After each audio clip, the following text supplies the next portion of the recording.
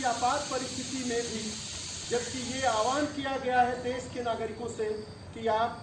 जितना संभव हो सके घर में रहें, आपको फिर भी आपके कर्तव्य पथ पर लगाया गया है। इसके लिए भारत देश के नागरिकों की सुरक्षा के लिए, भारत देश की व्यवस्था के संतुलन के लिए, भारत देश के सामंजस्य के स्थापित करने की विभिन्न विशेषताओं और विभिन्न विभिन्नताओं को व्यवस्थित करने के लिए। महामारी से तो हम जूझ ही रहे हैं, लेकिन वास्तव में आज के दिन का जो महत्व है उसमें हमको त्याग, बलिदान, कुर्बानी, हमारे जितने महापुरुषों ने इस देश को आज़ाद होने के लिए किया, उन्हें हम नमन करते हुए उन्हें हम याद करते हैं। आज का महात्मा इसी बात का द्योतक है कि हमारे जितने महान महापुरुष जो हमारे देश के आज़ाद होने में जो भी उनकी भूमिका उस समय हो सकी थी किए, और इस वजह से आज क्योंकि हमारा देश स्वतंत्र हुआ है आज के दिन 1947 में, तो हम उन्हें याद करते हैं। महात्मा गांधी जी की प्रतिमा आपके सामने है। महात्मा गांधी जी सत्य और अहिंसा के पालन के लिए दृढ़ थे। महात्मा गांधी जी का जो सबसे बड़ा आदर्श था कि जो चीज़ें वो देश के नागरिकों को करने के लिए, अनुपालन करने के लिए कहते थे, वो सबसे पहले खुद करते थे और खुद करके ये दिखाते थे कि हम अगर खुद करेंगे तो तभी देखा देखी करते हुए हमारे देश के अन्य नागरिक या अन्य जो देश के हित में जो लोग जिस तरह के, जिस प्रकृति के भी काम करते हैं वो करना चाहेंगे। जब किसी भी मतभेद भिन्नता के कारण गांधी जी व्यतीत होते थे तो उस समय उनका वो किसी को अपनी व्यथा बताते नहीं थे, बल्कि उनका एक ये आदर्श था कि वो खुद ही भोजन लेना, पानी लेना बंद कर देते थे, और उनका वह उस तरह का त्याग अपने आप में एक संदेश होता था हमारे देश के जवानों के लिए, हमारे देश की यूथ के लिए, हमारे देश के अन्य नागरिकों के लिए, जिनका भी मंतव्य किसी न किसी दृष्टिकोण से हमारे देश के हित में होता था। आज हम गांधी जी को याद किए, मैं अपनी बात को जल्दी समाप्त करूंगा। भगत सिंह को भी हम भूल नहीं सकते थे, जो कि गरम दल के सदस्य थे। गरम दल के और नरम दल के दो यूनिट थी जिसकी वजह से हम आज़ाद हुए, ऐसा माना जाता था। गरम दल में कोई भी नेता नहीं होता था, वास्तव में प्रतिनिधित्व करते थे, लेकिन हर एक व्यक्ति जो गरम दल के सदस्य मानसिक रूप से माने जाते थे वो सभी अपने आप में बराबर होते थे, चाहे वो राजगुरु हो, भगत सिंह हो, बिस्मिल हो, आज़ाद हो, सुभाष चंद्र बोस हो, वो अपने आप में सभी एक हस्तियाँ थी। जब भगत सिंह ने लाहौर के असेंबली में बम फोड़ा था तो उनका मंतव्य ये नहीं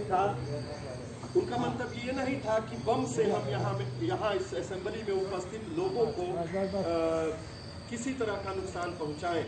उनका ये मंतव्य था कि कम से कम असेंबली में जो मुद्दा डिस्कस हो रहा है वो मुद्दा डिस्टर्ब हो जाए, इसलिए उन्होंने बम फोड़ा। आपको ये बता दें कि भगत सिंह की फांसी जब हुई उसके पहले एक औपचारिक रूप से मुकदमा चलाया गया जिसमें अपनी वकालत भगत सिंह ने खुद किया, और उनसे पूछा गया कि आपको अपनी बात को कहने के लिए अवसर दिया जाता है, आप क्या कहना चाहते हैं? तो उन्होंने क्या कहा आपको मैं आज बताने की कोशिश करूंगा कि भगत जैसी हस्ती उस जमाने में जबकि उम्र कम थी, उन्होंने बोला कि हिंदुस्तान की पवित्र जमीन को अपने गंदे पैरों से कलंकित करने वाले अंग्रेजी कुत्ते, मैं तुम्हारे और तुम्हारे अंग्रेजी हुकूमत की बात बिल्कुल बर्दाश्त नहीं कर सकता। ये बात सच है कि मैंने सैंडर्स को मारा है, उस हत्यारे का खून किया है जिसके जुर्म से दबकर मेरी धरती माँ कितने दिनों से करा रही है। मैं तो मर जाऊंगा लेकिन शहादत देने का सिलसिला यूं ही कायम रहेगा। मेरे मरने के बाद भी आज़ाद भारत का तिरंगा विश्व के रंगमंच पर अपनी शान के साथ लहराएगा।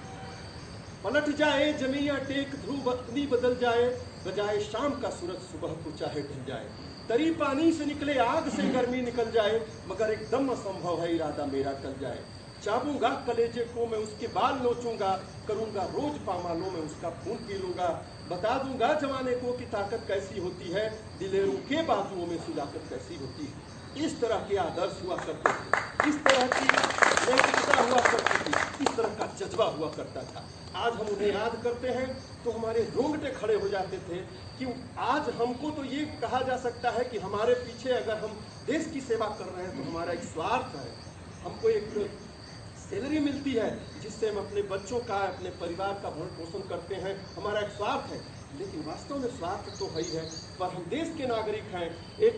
बल के सदस्य हैं, जिसकी वजह से हमको एक अलग तरह का जज्बा होता है। जब हम यूनिफॉर्म पहन लेते हैं तो हम अपने आप में एक जज्बा स्वाभाविक रूप से हमारे अंदर दिखने में लग जाता है। सामान्य जो सिविल कपड़े आप पहनते हैं तो जिसमें ढीले ढाले रहते हैं, जब ही आप यूनिफॉर्म पहनते हैं, बेल्ट कसते हैं और अपने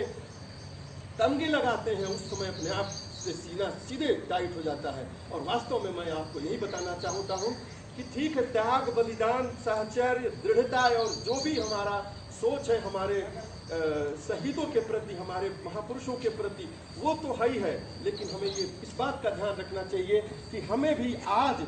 उनकी ही हैसियत से संबंधित जिस तरह का कार्य दायित्व हमारे सामने आपात स्थिति में आए या किसी विशेष परिस्थिति में आए, हमें वो संपादित करना चाहिए। केवल इतना ही नहीं कि अगर हम कुछ करते हैं तो औपचारिक रूप से।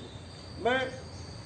बहुत संक्षेप में ही बताना चाहता हूं कि आज के दिन का भाव यही है कि जिनकी वजह से हमारा देश आज़ाद हुआ, जिनकी वजह से आज हम इस तरह से खड़ा है और सेलिब्रेट कर रहे हैं, भले महामारी है, महामारी से तो पूरा विश्व जूझ रहा है, हम मान के चलेंगे कि भगवान का हमारे पर प्रकोप है और हम जिस तरह से वो जैसे चाहेगा जिलाएगा, लेकिन फिर भी हमें इन चीज़ों से भी जूझना चाहिए। हमें कभी भी इस तरह के मानसिक रूप से मात नहीं लेनी चाहिए। तो जो आदर्श, जो सच्चरित्रता, जो दृढ़ता, जो विश्वास, जो भाईचारा और जिस तरह की सत्य अहिंसा से संबंधित जो भी आचरण हमें दिखाए गए हैं, चाहे महात्मा गांधी जी हो,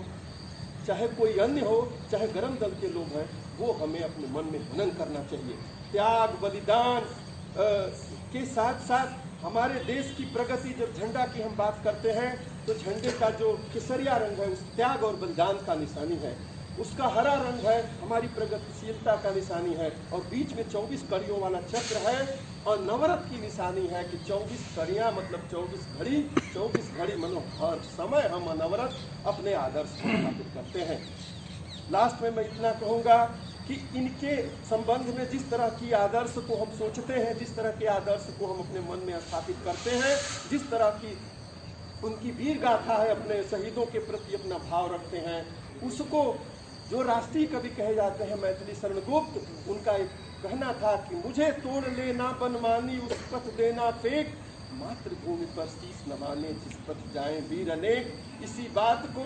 आपके समक्ष रखते हुए, इस आदर्श को, इस सच्चरित्रता को, इस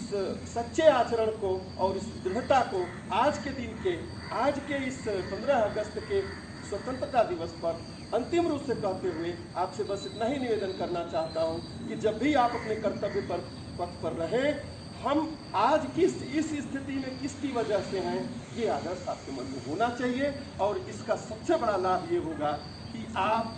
कभी भी किसी भी विशेष परिस्थिति, आपात परिस्थिति में मात नहीं खाएंगे। अतः आप आज के समक्ष अपनी बात रखते हुए, आज के आदर्श को बताते हुए, मैं कभी कभी इस तरह के आदर्श बताता रहता हूं और आपको आज की इस बात को बताते हुए आपसे निवेदन करता हूं कि कभी भी इस तरह का आदर्श अपने मन में रखिए। हम और लोगों से अनन्य हैं और अपनी अनन्यता को हमको प्रदर्शित करना चाहिए, स्थापित करना चाहिए। इसी शुभकामना के साथ आप लोगों की समक्ष मैं अपनी बात को विराम देता हूँ। जय हिंद, जय भारत। भारत माता की जय, भारत माता की जय, भारत माता की जय।